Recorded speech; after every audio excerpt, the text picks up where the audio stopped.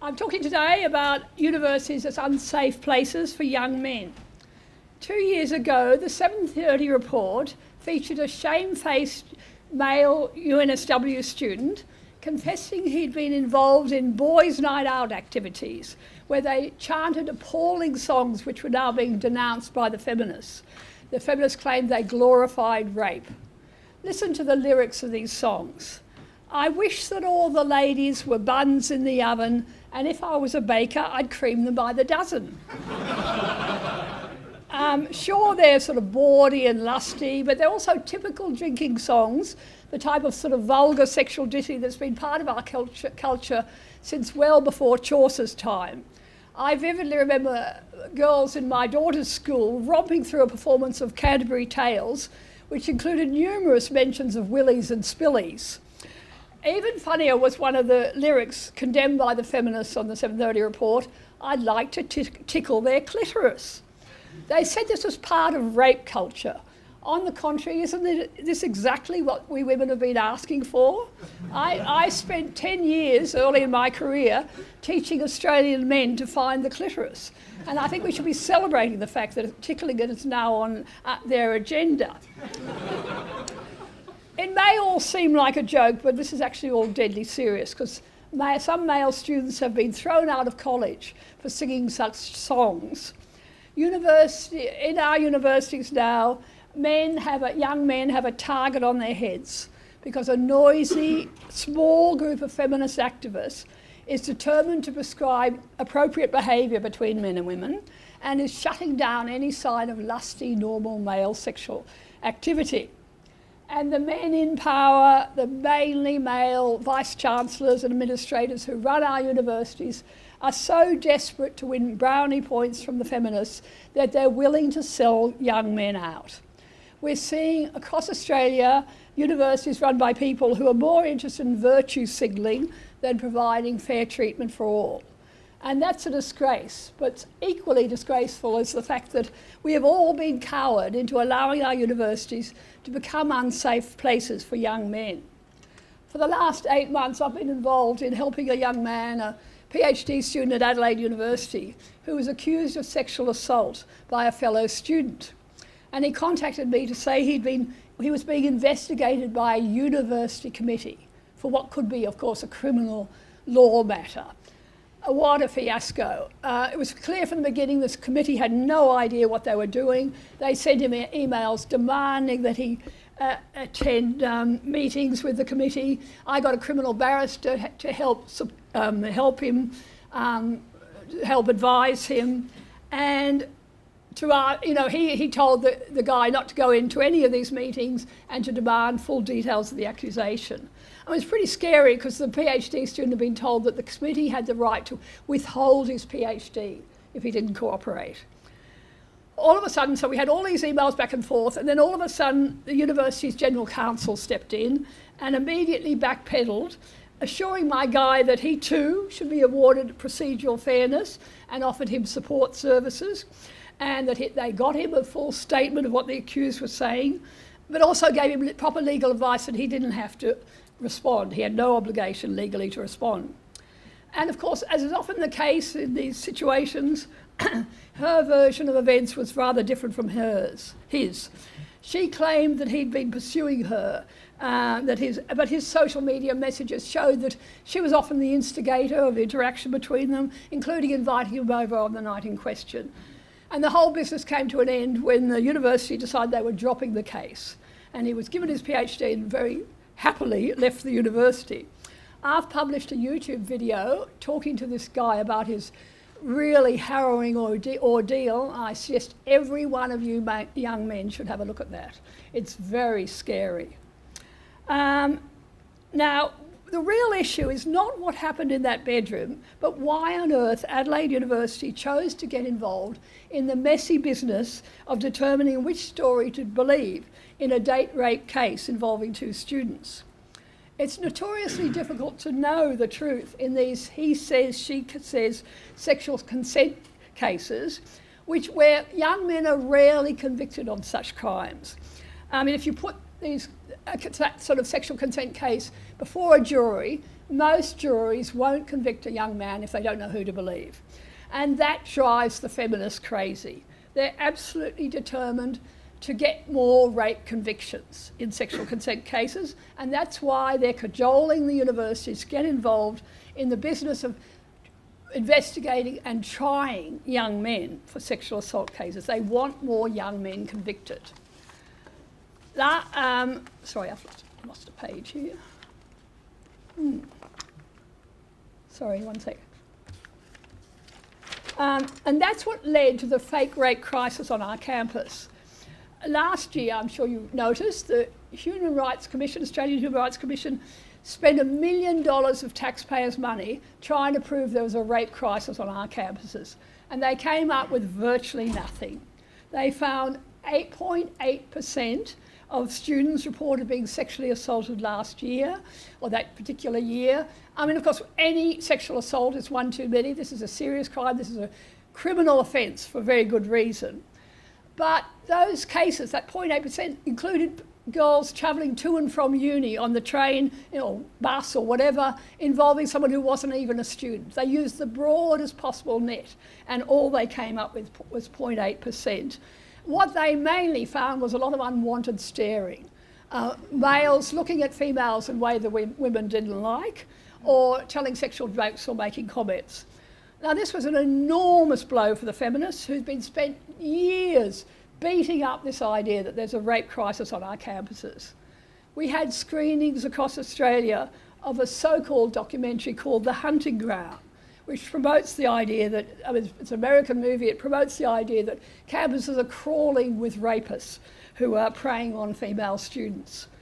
That propaganda movie has been denounced across America. 11 Harvard University professors have said it's biased propaganda for distorting. There were a couple of key cases that they talked about, key rape cases, which were ultimately, where the young men concerned were ultimately found not guilty for a grand jury. So the Harvard law professors objected to the fact that they were still presented as rapists in this movie. And there was misleading statistics. It was a deliberate attempt to misrepresent what was going on campuses. And the filmmakers themselves said, yes, this was a propaganda movie. They saw no need to present both sides of the issue. And amazingly, our ultimate virtue signalling Vice-Chancellor, Michael Spence from Sydney Uni, was on a committee promoting this propaganda movie across the country. So interestingly, after the Human Rights Commission data was released, everyone still pretended there'd been a rape crisis. And they pretended the data showed that. Talk about the emperor's new clothes. It was really very funny. I was the only mainstream journalist that day to publish an article celebrating our safe universities.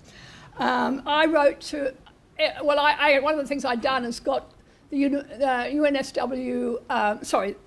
New South Wales Bureau of Crime Statistics to produce data comparing universities to the rest of the country. And in New South Wales, universities are 100 times safer place for young women to be in terms of sexual assault than the rest of the community. Anyway, so I wrote to all our vice-chancellors saying, what are you doing? Why, our cash-strapped universities, and they're trying to frighten off students, families of potential students in Asia or China, India, you name it, trying to convince them that Australian universities are not safe places for young women. And all the media units of the various universities across the country ran around trying to come up with weasel words to tell me, oh, no, it's just about, ensuring our universities are safe places for young women. I mean, it was just an extraordinary performance. And of course, most of our mainstream media absolutely conspired to ignore the statistics and beat up the rape, this idea of there still being a problem on our campuses. 7:30 report featured 2 alleged victims of rape, 2 women who were so drunk. They said that quite openly they'd been so drunk, totally pissed, went off to the boys' room. They didn't know what they were doing. But of course the feminist argument, the feminist position is that all sexual activity involving an intoxicated woman inevitably means there is sexual assault because she can't give consent. So the 730 report presents these cases as sexual assault. Fascinating thing. Last year, the University of Canberra had a party safe page on their website, which said things like, if you're drunk or using drugs, you're more likely to do things you wouldn't normally do when you're sober. And of course, the feminists came in and said they weren't allowed to say that. You're not allowed to say, don't get raped. We're only allowed to focus now on don't rape. All the emphasis is on male responsibility, and we're never allowed to give any advice to women about how to look after themselves.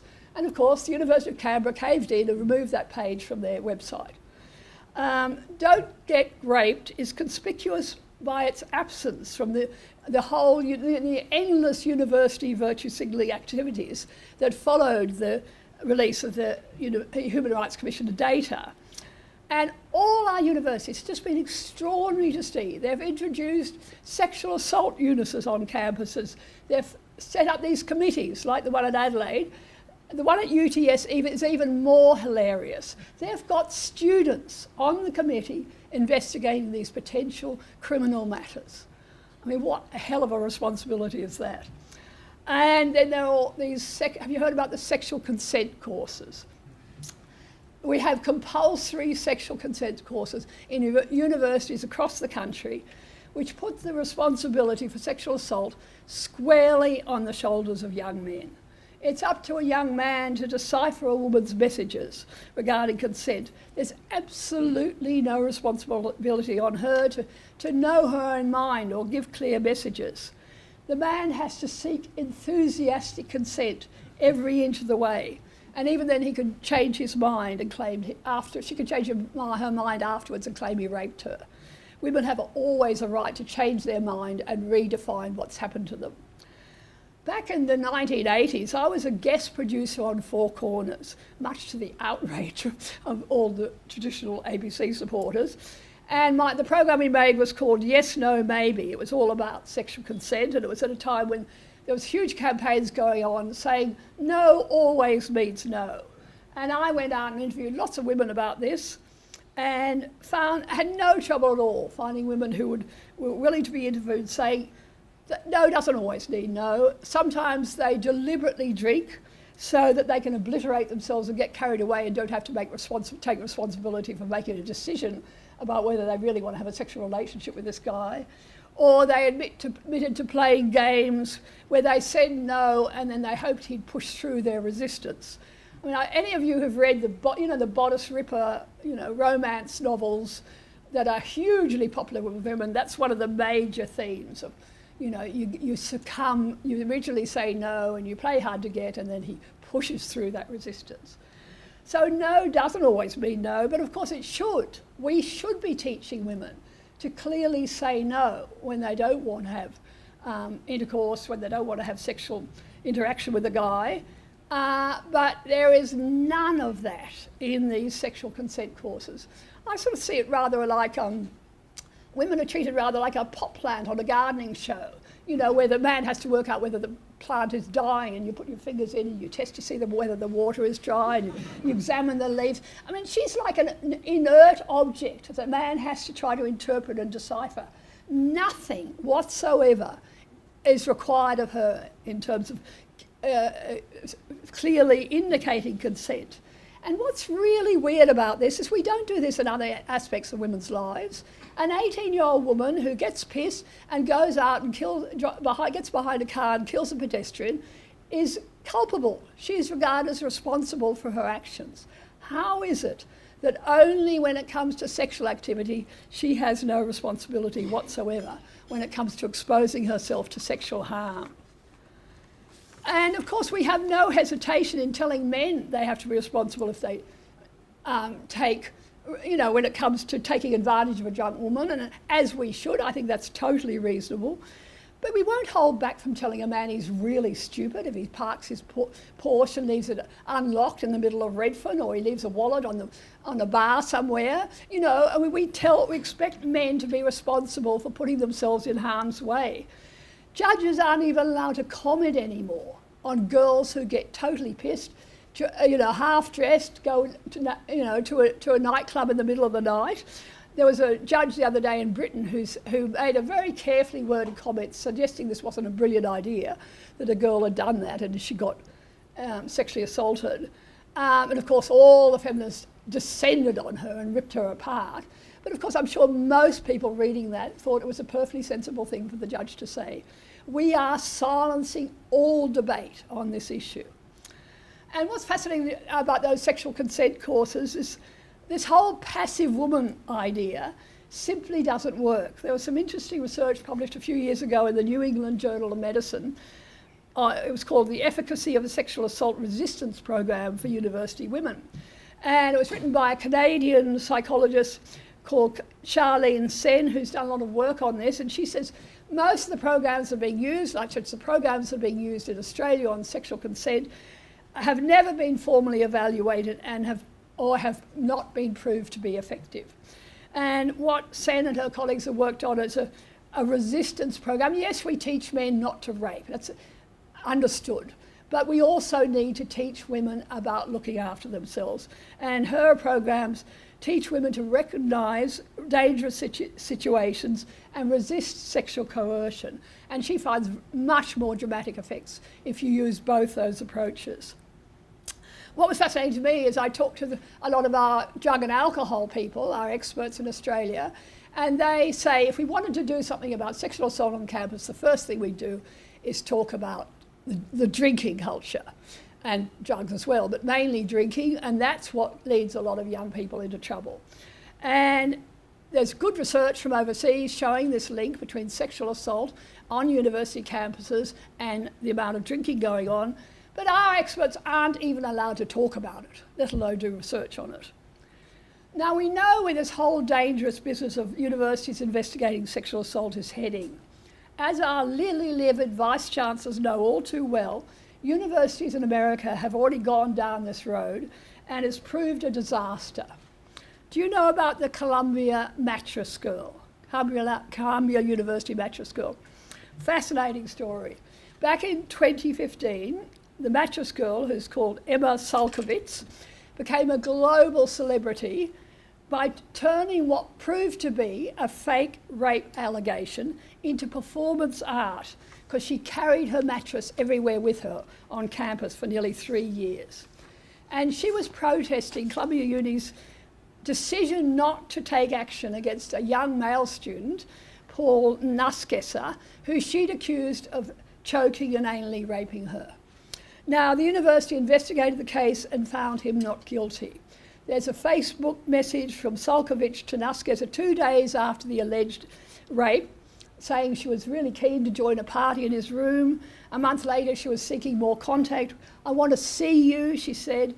Following month, she messaged, "I love you, Paul, where are you?"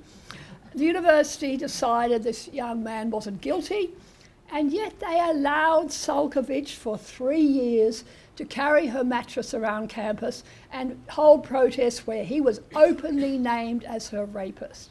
They regarded this performance art as a contribution to her visual arts major and gave her credit for that. And they allowed her to take her mattress with her to her graduation ceremony.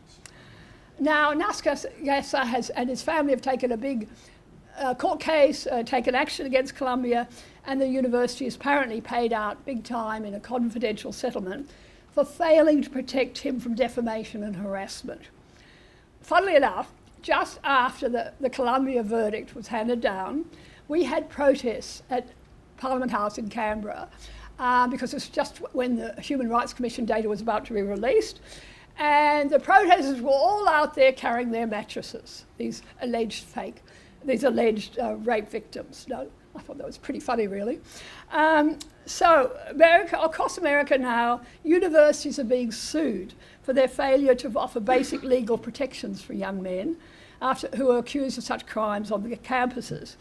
And this has all come about because Obama required all publicly funded universities to set up tribunals across the country to investigate sexual assault cases, using totally different standards of proof that are required in criminal law cases, not giving men any of the basic legal protections they have under the law. You know, weren't allowed to see lawyers. There was one young man who was locked up for 3 days somewhere in a room on campus and not allowed to see anybody. Extraordinary stories. If you want to read about this, there's a really good book called The Campus Rape Frenzy, which has been tracking all those cases. And there's been endless federal court cases taken against the universities.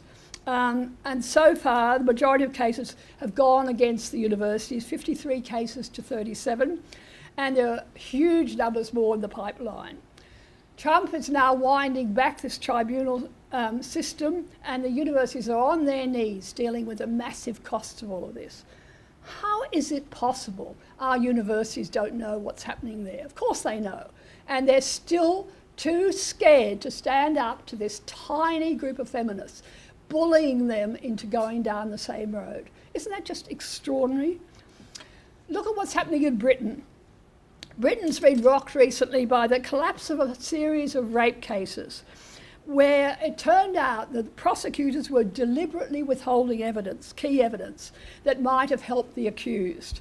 And the former director of public prosecutions recently stepped down. All current serious rape and sexual assault cases are currently being reviewed. And listen to this, the Metropolitan Police are now ditching their practice of believing all victims. That's long been part of the feminist push for victim-centred justice. We have to believe all victims, and that's what the public prosecutors were doing. So they were withholding evidence that would have allowed these young men off, and it turned out that the evidence which was eventually being revealed allowed some key cases to be acquitted. And it's regarded as a total outrage that the British police and the British prosecutors were kowtowing to this feminist push for victim-centred justice. Feminists have long argued that social media messages should be withheld from rape trials. So it's all about tilting the law to get more rape victims, and that's exactly, to get more rape convictions. And that's exactly what the feminists want to happen here. The New South Wales Law Reform Commission has just been asked to examine if enthusiastic consent can be included as part of the state's rape laws. And across the country, rape laws are being changed to deny the accused normal protections under the law. And the main targets are young men. You young men are at risk. It really worries me how easy it is for a woman to make an allegation against a man with no evidence whatsoever. What we're having, particularly in Sydney now, is they're targeting the college. The fake rape crisis turned out to be a huge disappointment. They didn't get very far with that. So they're having to dig up new statistics, and all this work is being done surveying people in colleges. They're focusing on the colleges now because they think they have a better chance of bullying them into being involved in all this activity of investigating sexual assault. And of course, I'm sure you've heard about attempts to take down St Paul's here in Sydney. The media is promoting allegations that date back 40 years that have already been thoroughly investigated and disproved, and yet the media continues to promote these. There was a woman found on St Paul's campus 40 years ago. Police investigated thoroughly. She had nothing to do with the university. She wasn't a student. The rape the rape and murder had nothing to do with the university whatsoever. But that's always mentioned in this whole battle to take on St Paul's. Now, I'm not saying that young men can't be really stupid. They promote and post vile stuff on Facebook, and they can get involved in some really offensive behaviour, and we have to call that out. And perpetrators need to be reprimanded. I don't think there's any question about that. But now, any display of lusty male sexual behaviour can get a man into trouble. In my Adelaide case, what he alleged, we don't know what happened in that bedroom, as I said, but he alleges what happened is they never had intercourse, they were groping, a lot of sex play. At a certain point she said she didn't want to go any further. She claims he went on longer than she wanted him to. He claims he stopped as soon as it was clear to him that she didn't want to go ahead, because she told him she'd fallen in love with someone else the previous week. And he claims he got dressed, went home and defriended her, on all the Facebook and everything. And he believes that that made her really angry. And that's what led to this rape accusation. We don't know the truth about that, but what we do know is women often do really hideous things when a man dumps them. We know all about a woman scorned. We've seen women cutting up the man's clothes, horrible, horrible things. And rape allegations can be now in there as part of the armoury for a scorned woman. And this is pretty scary stuff because we're allowing the most anti-male members of our community to define what is normal sexual interaction between men and women and control our behaviour. Why are we doing that? The anti-male problem on our universities isn't just about sex. How come we now have 60% female graduates and still the feminists are bleating about getting more women into the tiny remaining areas where women don't totally dominate, like engineering? Just as boys are the ones doing really badly in schools, they're filling the remedial classes, they're dropping out, so too it's young men who are much more likely to drop out of uni, and no one gives a damn. Nothing is being done to address that. I found a paper the other day, a newspaper article where an academic dared to say maybe we should have a look at that. And of course he was howled down. But the campaign to get more rape convictions is what's really scary to me. And I think we have to speak out before our universities head further down the path to what's led to so many young men's lives being derailed in America. As I keep saying, the feminists who are driving all this are a tiny vocal minority. And if we all stood up, the rest of the community stood up and was willing to be counted, we could give the universities the courage to stand up to them and ignore their nonsense. So I hope you're going to come on board my campaign to challenge this anti-male bias in our universities and elsewhere. I'm working full-time now on trying to draw attention to the demonisation of men in our society, which is impacting on so many different aspects of males' lives. There's a good reason why we have 7 people killing themselves in Australia every day, and 5 of them are men. And our suicide prevention people have, for years and years and years, even resisted acknowledging that it's a particularly male problem. And they still won't do any research on why so many men are killing themselves. So I hope you're going to have a look at my YouTube channel. I've been a YouTube vlogger for the last year, which is very exciting for me. I had a lovely interview last year with Jordan Peterson, and I'm excited now when I go somewhere and have young men come up to me and say, I've watched your videos, which is great. So I hope you'll have a look at them and support my videos and read. I've got lots of articles about everything I've been talking about today on my website. And if you'd like to help me, if you'd like to come on board, I have a whole team of volunteers who are now working on some of the issues I'm concerned with. So I'd love to hear from you.